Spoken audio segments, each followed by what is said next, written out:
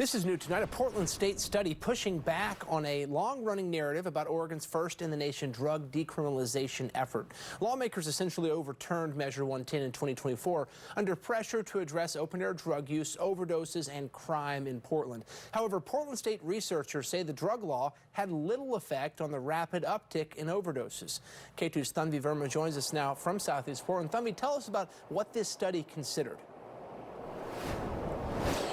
So, basically it looked at data since the inception of when Measure 110 went into effect, that's 2021, and they really looked at whether Measure 110 had any causal connection to public safety issues.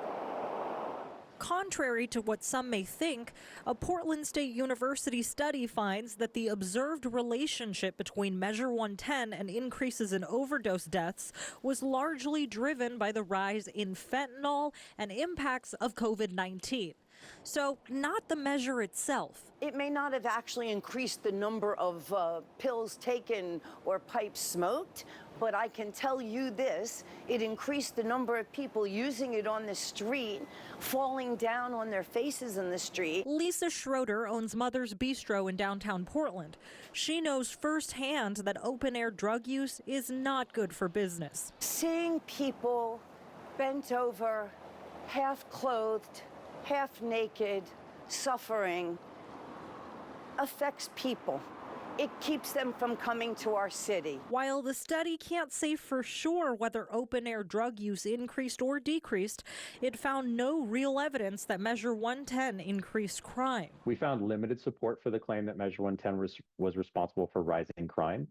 Much the similar effects, there was a lot going on, and if you're going to attribute a rise in crime to Measure 110, you'd have to make sure you also recognize that property crime also fell during Measure 110 era. The findings of the study are not surprising to the executive director of Oregon Recovers, Bo Brinson. Fentanyl is the problem, you know what I mean? And so Measure 110 wasn't really the problem. I mean, Measure 110 did help a lot of people.